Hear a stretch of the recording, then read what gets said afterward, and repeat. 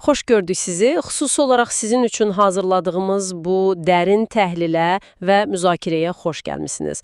Bizim bugün əlimizdə çox qısa, amma arxasında həqiqətən maraqlı bir strategiya gizlənən bir mənbə var. Hə, çox maraqlı bir məqamdır əslində.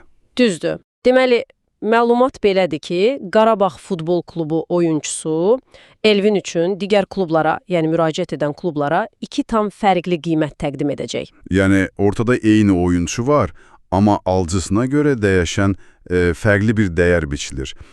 Səthi baxanda bu sadəcə qəribə bir ticarət hiləsi kimi görünə bilər. Aha. Amma əslində bu qısa məlumat bizə idman bazarının pərdə arxası barədə çox vacib nüansları açır. Bugün missiyamız da elə budur. Bəli, bu qeyri-adi ikili qiymət strategiyasının arxasında hansı məntiqlərin dayana biləcəyini birlikdə kəşf etmək istəyirik. Gəlin bunu aydınlaşdıraq. Yəni, bu xəbəri görəndə mənim ağlıma dərhal avtomobil bazarı gəldi. Necə yəni? Avtomobil bazarı ilə bunun necə bir əlaqəsi ola bilər ki? Baxın, tutaq ki, mən öz maşınımı satıram, hə? Və alıcı illərdir tanıdığım yaxın dostumdur.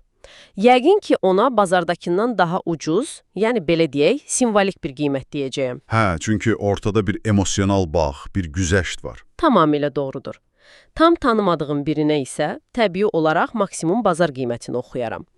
Futbolda isə deyəsən bu mexanizm tam əksinə işləyir. Çox amansız və praqmatik. Burada maraqlı olan odur ki, futbolda o dediyiniz dostluq endirimi əslində rəqib vergisi ilə əvəzlənir. Rəqib vergisi? Bəli.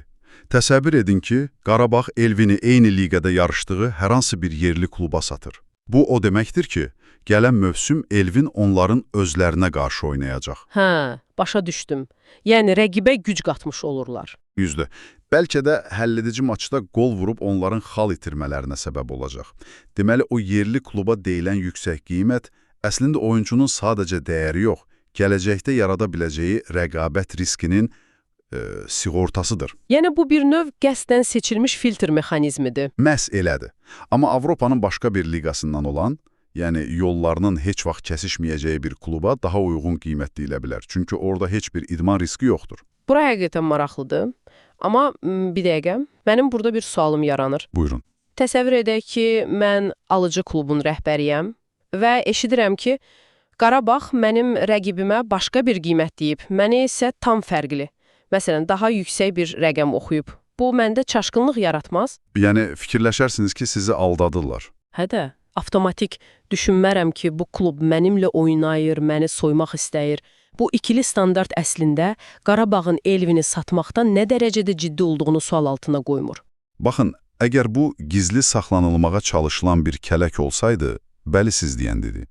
Amma peşəkar idman bazarında bu çox açıq bir mesajdır. İqtisadiyyatda buna qiymət ayrı seçkiliyi deyirlər. Deməli, bu gizli bir şey deyil, hamı bunu bilir. Əlbəttə, bu məsələ təkcə gələcək risklərlə yox, həm də fərqli alıcıların ödəmə qabiliyyəti ilə bağlıdır. Əgər səni istəyən klub böyük televiziya gəlirləri olan zəngin bir liqadansa, satıcı da o büdcədən öz payını istəyəcək, aydındır. Tam olaraq. Bu, alıcıya sadəcə mən sənin cüzdanının qalınlığını və bazardakı mövqeyini bilirəm deməyin bir yoludur. Hər kəs bu oyunun qaydalarını bilir. Yəni bu addım rəhbərliyin danışıqlar masasında nə qədər hazırlıqlı olduğunu göstərir. Aha, yaxşı. Bəs bütün bunlar nə deməkdir? Yəni, bizi dinləyən biri üçün bu futbol transferinin nə əhəmiyyəti var? Əslində çox böyük əhəmiyyəti var. Çünki bu strategiya təkcə futbola aid deyil. Düzdür.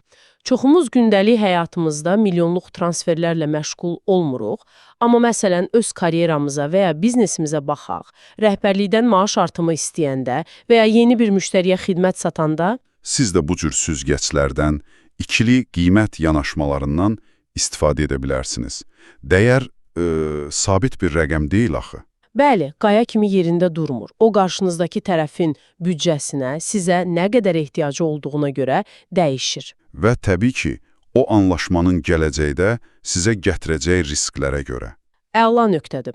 Elə isə bugün əldə etdiyimiz bu qısa amma dərin məlumatın işığında sizi maraqlı bir sualla baş-başa buraxıram.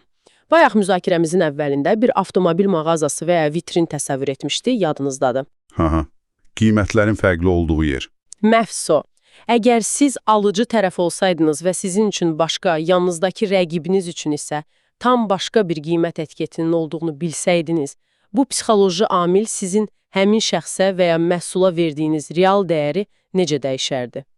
Çox çətin sualdır. Elədir, üzərində düşünməyə dəyər. Bizdən bugünlük bu qədər. Növbəti müzakirələrdə görüşənədək.